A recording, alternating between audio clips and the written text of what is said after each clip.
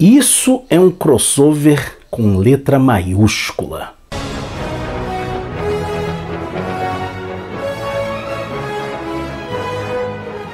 Olá, bem-vindo ao Fantasma Brasil. Todos sabem que o Fantasma é um personagem extremamente popular na Austrália, onde ele é publicado por uma mesma editora há décadas, a Frill. O que pouca gente sabe é que os quadrinhos australianos também têm uma gama de personagens próprios, muitos deles inclusive inspirados livremente no espírito que anda. A Frill tem feito um trabalho muito interessante de resgatar esses personagens do limbo na sua Giant Size Phantom. É um mix de histórias que geralmente traz uma história clássica do fantasma e algumas das histórias desses personagens australianos obscuros para a maioria dos leitores do Ocidente. Mais do que isso, a Frill também tem investido em algumas histórias onde promove verdadeiros crossovers entre esses personagens e o bom e velho espírito que anda. E é um desses crossovers que nós vamos comentar aqui. No caso, nós vamos falar do crossover do Fantasma com um personagem chamado The Raven. Esse crossover saiu nesses dois números aqui, números 1880 e 1881, da revista quinzenal do Fantasma, que é publicada lá na Austrália. Esse personagem, The Raven, que poderia ser traduzido como O Corvo, foi uma criação de Paul Whelan em 1962 e teve na época apenas 10 edições, o que foi o suficiente para fazer com que o personagem se tornasse bastante popular, embora nunca um sucesso de vendas. A Frill, como eu disse, tem republicado essas histórias clássicas na sua Giant Size Phantom e agora a gente vai conferir como é que ficou esse encontro impressionante do Fantasma com The Raven. Bora lá! Bom, aqui é a primeira edição, né, número 1880, uma edição de 2020. A capa, gente, a capa já é assim fantástica, né? Olha que capa impressionante. A capa é do Ivan Rodrigues, que também assina a arte do miolo. A gente tem aqui uma apresentação do editor, né, falando sobre a origem do personagem Raven, The Raven, que na verdade ele seria o nome de Lord Ashley. Pelo que diz aqui, né, pelo que diz no histórico do personagem, ele caiu em desgraça após ser acusado injustamente de um crime e passou a atuar como essa figura, esse combatente do crime, The Raven. A história começa com uma noite de tempestade. Diana, na caverna da caveira, vai levar aparentemente um café ou um chá para o fantasma, né? E ela reclama: nossa, o tempo muda constantemente, o tempo mudou de repente. Ele falou: isso é bengala, Diana. Aí a gente começa aqui com essa história do Andrew Constant, arte do Ivan Rodrigues. O fantasma começa a comentar com a Diana sobre uma história que ele estava lendo a respeito do seu pai, o 20º fantasma, uma história que, segundo ele, daria um sorriso no rosto de Edgar Allan Poe. E aí ele começa a contar que na Inglaterra, no ano de 1959, isso é legal porque está estabelecendo a questão cronológica, um grupo de malfeitores estava fugindo da polícia e foi se esconder no lendário e abandonado castelo de Ravenscourt, que tem inclusive fama de ser mal assombrado. A gente vê aqui que arte bacana essa aqui do Ivan Rodrigues. Esses malfeitores, quando chegam, são abordados por um corvo que está lá trepado na porta, na soleira da porta, já fazendo uma referência direta ao Corvo de Edgar Allan Poe. Se você não conhece esse poema, você está perdendo muita coisa, porque é um baita de um poema. E então que eles são abordados finalmente por The Raven, esse combatente do crime. E aí a gente tem essa fantástica splash page. Aliás, uma coisa que eu adorei nessas duas histórias são as splash pages. O The Raven vai atrás desses criminosos, né, que queriam entrar ali para roubar, fazer as bobagens dele, aquele negócio todo, né? Chama eles de ladrões comuns. Ele os enfrenta. Esse início é apenas para introduzir a história. É muito legal porque a gente vê como ele é um cara aguerrido, ele anda armado, mas ele usa mais os punhos. Algo muito interessante, a gente vê aí também a influência do personagem Fantasma, né?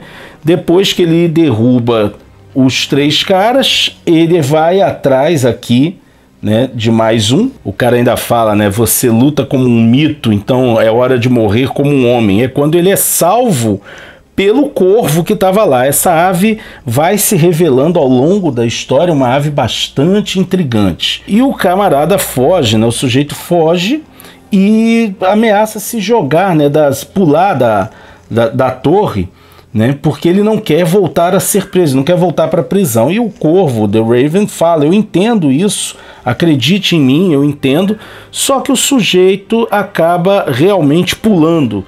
E o corvo fica desesperado. É nesse momento que surge um gancho e uma figura nas sombras acaba salvando o criminoso de morrer daquela maneira. Não permite que ele se suicide. E aí nós temos o Fantasma em toda a sua força, toda a sua glória, né? Aqui nós sabemos agora que trata-se do 20º Fantasma. Olha, como eu disse para vocês, olha que splash page incrível é essa daqui. Os dois acabam se apresentando, né? Ele fala, eu sou o Fantasma, e o Raven fala, sim, eu já ouvi sobre você. E o Fantasma responde, eu também ouvi sobre você, né? E chama ele pelo primeiro nome, o nome de Ashley. E é interessante, né, porque eles conversam sobre as motivações dele, mas o Fantasma diz que não estava ali por acaso. Ele estava ali porque ele estava para impedir um ataque que seria feito pelo irmão do Conde de Ravenscourt, o irmão de Ashley, Sebastian, né? E é interessante que aí nós temos, né, o corte direto para a Bahia, onde você tem esse grupo de homens, né, com essa aparência de piratas modernos, né, modernos para 1959, descendo, e um deles vai chamar o camarada de Capitão Sebastian, toma-lhe um tabefe, e é quando o capitão fala assim, né, me chame de Capitão Crow. Aqui nós temos um pequeno problema na hora de fazer a tradução. Por quê? Tanto Raven quanto Crow significam corvo. Para resolver a questão, eu consultei alguém cujo inglês é melhor do que o meu. Eu pedi para o meu amigo Edmo Pereira, que além de ser formado em inglês há muitos anos, é também biólogo. Então ele me deu uma explicação muito legal de qual seria a diferença entre Raven e Crow, sendo que os dois significam corvo. Confere aí o que ele me falou. E aí, pessoal, tudo bem? Eu sou Edmo Pereira, amigo de Glaucio Cardoso, e me pediu para poder fazer um breve apanhado com relação à diferença entre Raven e Crow. O que acontece? Raven e Crow são duas aves que têm a mesma tradução porque ambos pertencem ao mesmo gênero, né? O gênero corvos. O que acontece é que Raven é uma ave maior, é uma ave que tem uma envergadura maior, né? E talvez por essa razão os personagens utilizem nomes diferentes, né? Já que o Raven é uma ave que apresenta um porte físico mais avantajado que Crow, talvez isso faça a diferença na hora do uso dos dois nomes. Ambos são corvos, tá? Um é corvo, outro é corvo também, óbvio. Só que pelo fato de um apresentar um porte físico maior, né, a envergadura de asa fica mais imponente na hora do voo, talvez essas questões sejam aplicadas aí no quadrinho, tá bom? Forte abraço a todos e até a próxima.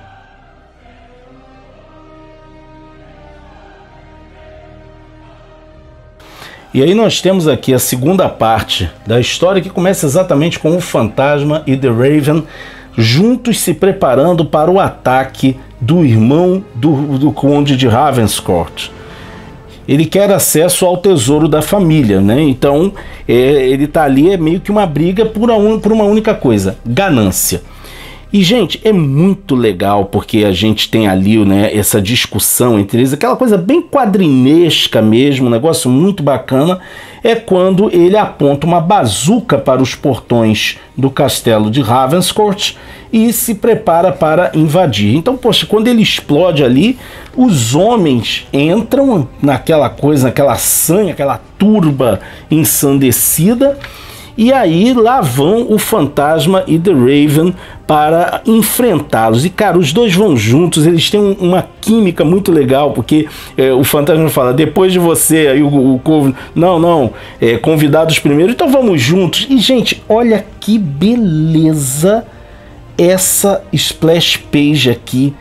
Gente, que trabalho incrível, que arte legal. É o Fantasma como ele merece ser trabalhado.